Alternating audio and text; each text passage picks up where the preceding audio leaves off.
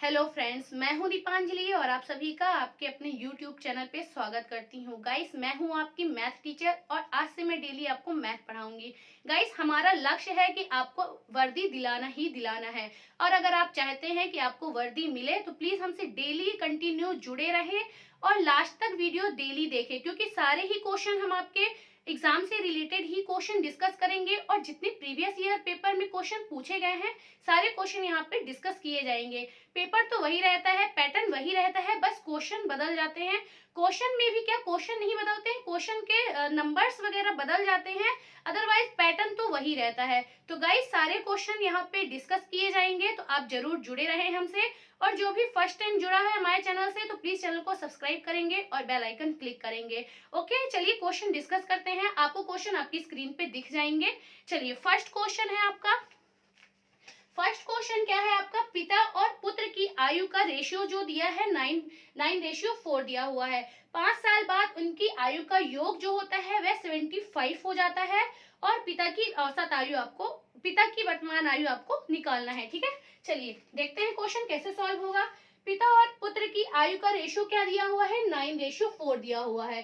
तो ये हो गया 9:4, ये पिता हो गया और ये सन हो गया। आप इसको फादर लिख ले, फादर और सन का रेशियो दिया हुआ है 9:4। 5 साल बाद उनकी आयु का योग जो है 75 हो जाता है। कितने साल बाद, 5 साल बाद इनकी आयु का जो टोटल कितना हो जाता है, 75 हो जाता है। और फिर इसमें क्या दिया है, पिता की आयु ज्ञात करना है, पिता की वर्तमान आयु आपको निकालना है। ओके गाइस, ये क्वेश्चन को मैं दो मेथड से बताऊंगी, एक बेसिक मेथड रहेगा और एक ट्रिक से रहेगा। ट्रिक नहीं रहेगा, बस आपको समझना है कि वो क्वेश्चन मैंने कैसे सॉल्व किया है।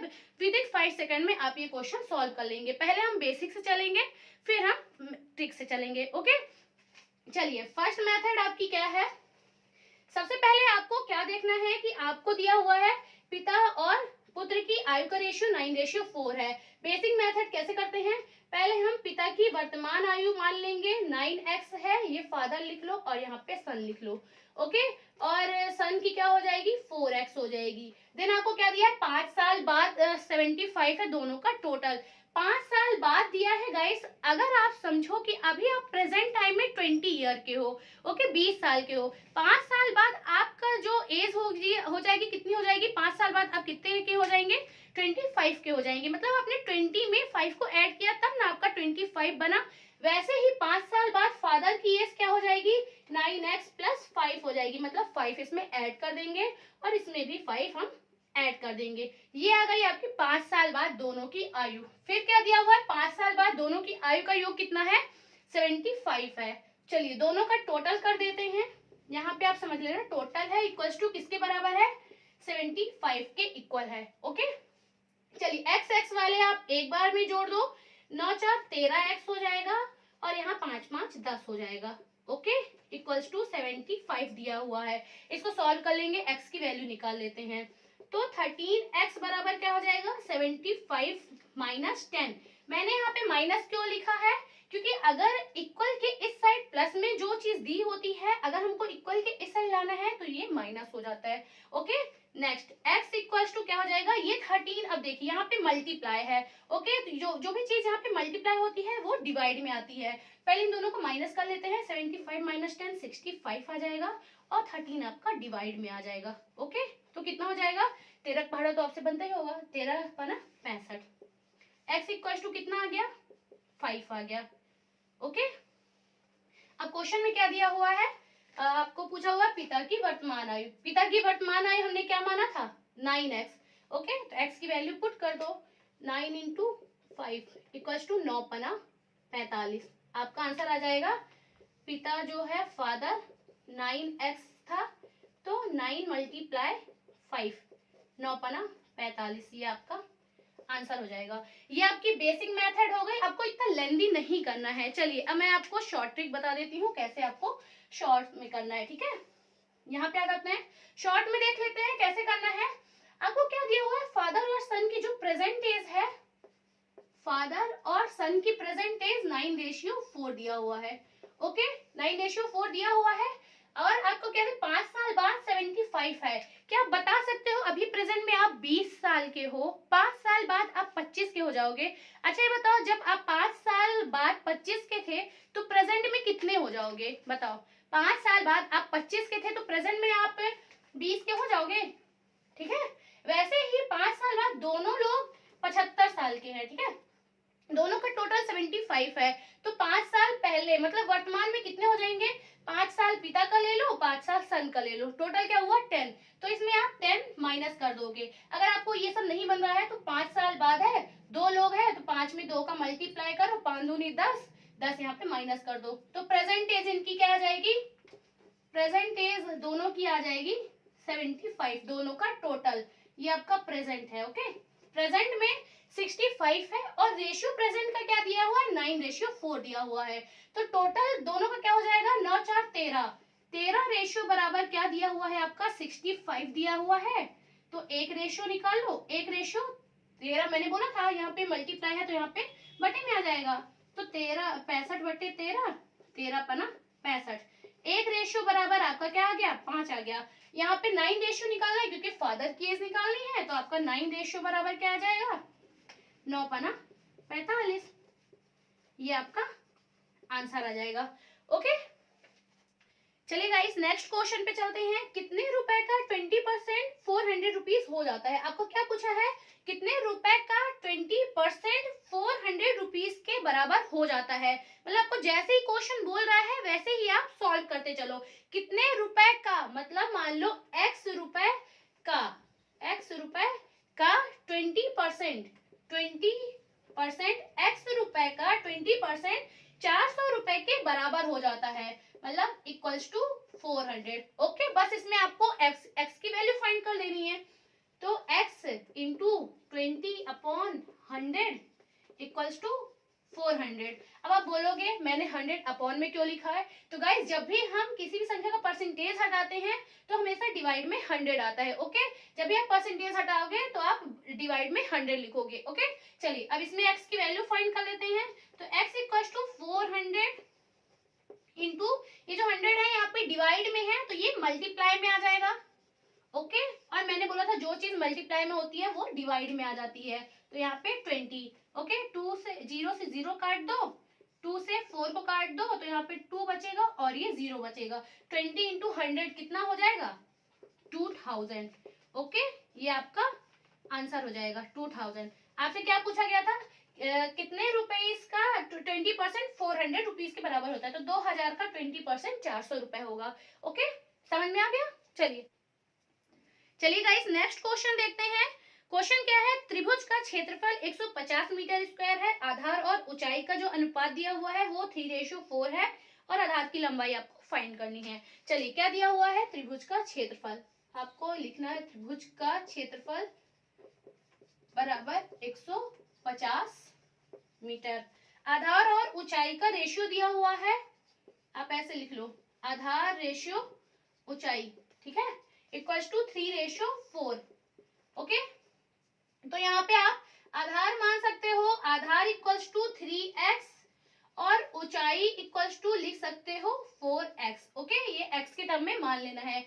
अब आपको एरिया दिया हुआ है, एरिया का फॉर्मूला लगा देंगे, त्रिभुज का क्षेत्रफल का फॉर्मूला लगा देंगे तो आपको x की वैल्यू फाइंड हो जाएगी। इसमें फाइंड क्या करना है, आधार की लंबाई आपको फाइंड करनी है, आधार की लंबाई आपको फाइंड करनी है। ओके, चलिए तो क्षेत्रफल क्या होता है, त्रिभुज का जो क्षेत्रफल होता है,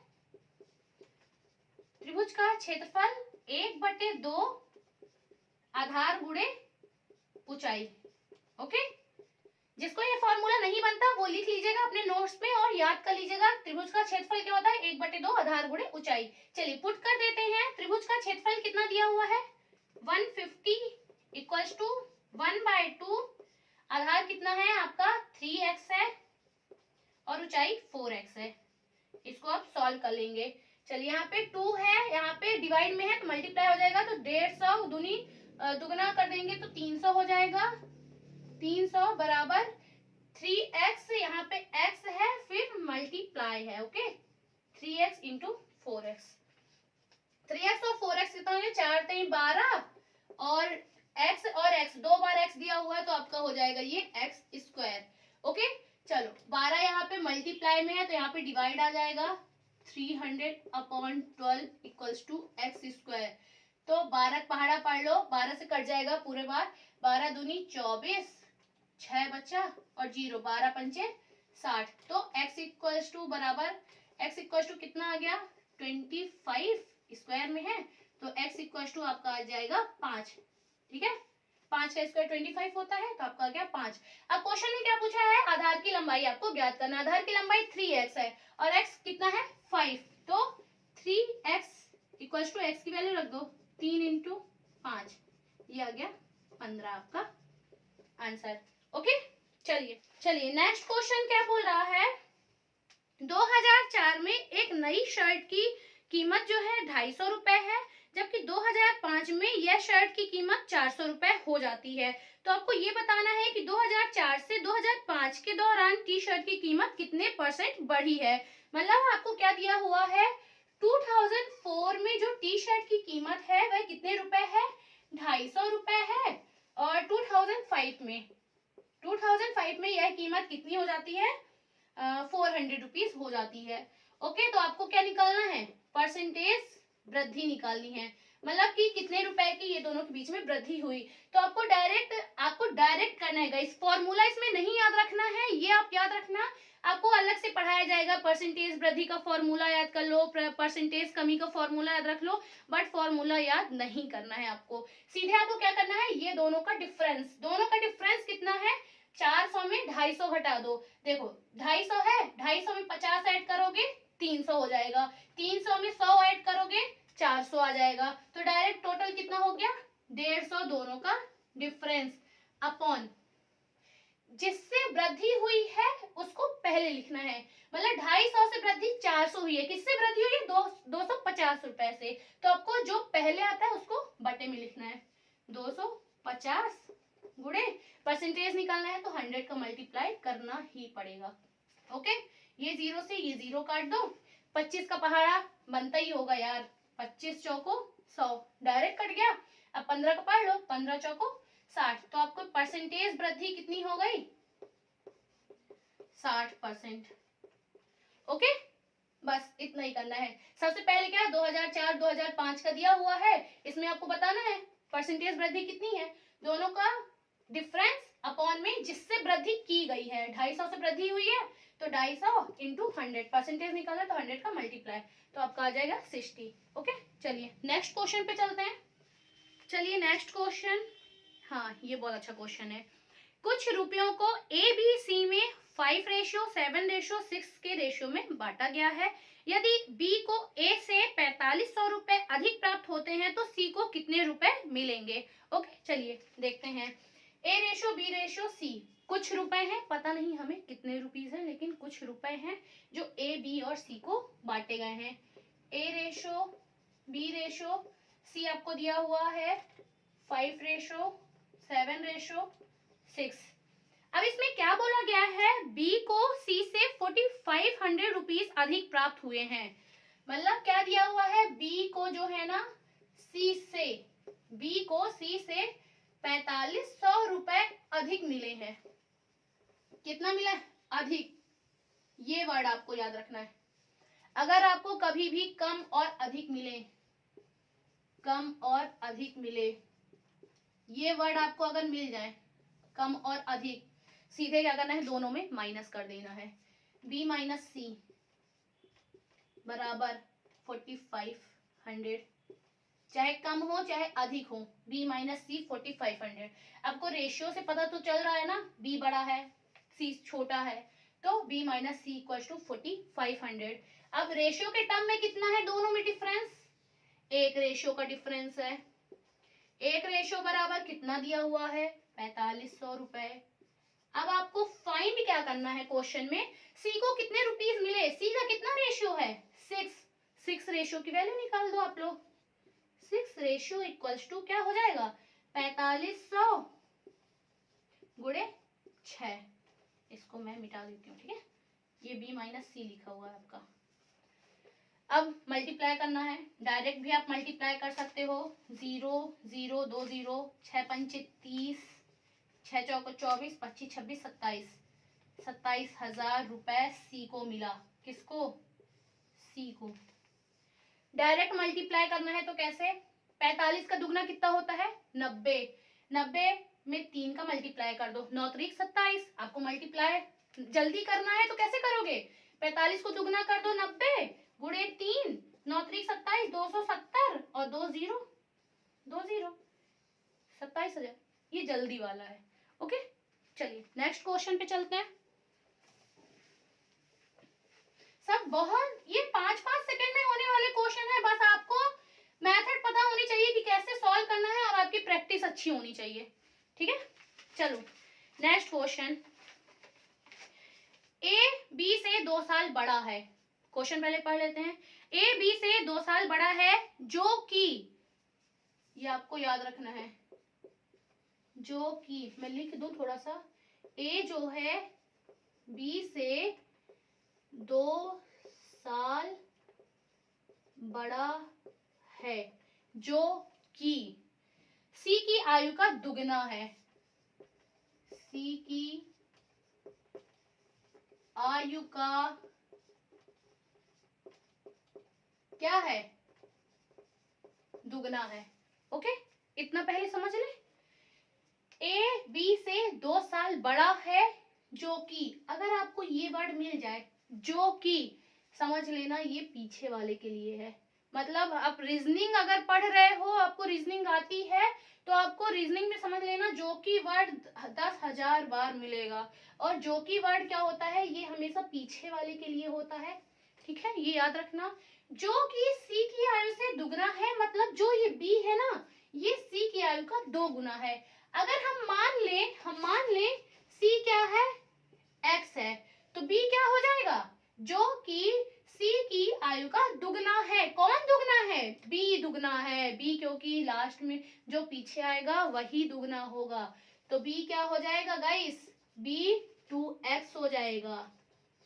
ओके, नेक्स्ट। ए बी से 2 साल बड़ा है। किससे बड़ा है, बी से बड़ा है। क्या बोल रहा है, ए बी से 2 साल बड़ा है, तो ए क्या हो जाएगा, बी से 2 साल बड़ा, 2x प्लस 2। इतना समझ में आया। सी एक्स मान लिया, बी सी की आयु का दुगना है, कौन, बी, तो सी की आयु का दुगना बी। ए बी से 2 साल बड़ा है, 2 साल बड़ा है। ठीक है, आगे चले। यदि ए बी और सी तीनों की कुल आयु का योग कितना है, तीनों की आयु का योग कितना है, 27 है। तीनों को जोड़ दो। पहले हम एक्स एक्स वाले जोड़ते हैं, बताया था मैंने, 2x 2x x, 2 2 4 1 5x plus 2, और तो कोई है नहीं, 2 इक्वल्स टू कितना, 27। अभी मैंने बताया 2 यहाँ प्लस में है तो क्या हो जाएगा, माइनस हो जाएगा। अब डायरेक्ट करने की कोशिश करें, 27 में 2 जाएगा 25। ये 5 से डायरेक्ट काटना सीखें आप लोग, ये मत याद रखें कि बटे में ले जाओ फिर काटो, इतना टाइम नहीं है एग्जाम में। डायरेक्ट 5 से 25 को काट दो, कितना आ जाएगा 5, x बराबर 5। अब फाइंड क्या करना है, ए की आयु कितनी है, आपको फाइंड करना है। इसमें वैल्यू पुट कर दो। चलिए आ जाओ, 2 × 5 + 2 डायरेक्ट। अब आपको यहाँ देखो, ये नहीं करना है कि पहले 2 को 5 से जोड़ दो फिर मल्टीप्लाई करो, नहीं, गलती भी मत करना ऐसी। पहले आपका हमेशा मल्टीप्लाई डिवाइड होगा, इससे भी पहले ब्रैकेट सॉल्व होंगे, ये फिर ये वाला ब्रैकेट, सबसे पहले बार, फिर छोटा ब्रैकेट, फिर करली ब्रैकेट, फिर बड़ा ब्रैकेट, ये भी याद रखना, फिर मल्टीप्लाई, फिर divide, then plus and minus, ये चीजें याद रखना। ठीक है, चलो पहले मल्टीप्लाई, 5 दूनी 10 प्लस 2 बराबर 12, आपका आंसर हो जाएगा। ओके गाइस, आज हम यहीं तक पढ़ेंगे। ठीक है, कल मिलते हैं आपको फिर से इसी टाइम पे, इसी चैनल पे। ओके, जिसने भी चैनल को सब्सक्राइब नहीं किया है प्लीज सब्सक्राइब करें, और अगर क्लास अच्छी लगी हो तो प्लीज लाइक भी कर देना थोड़ा सा। ओके।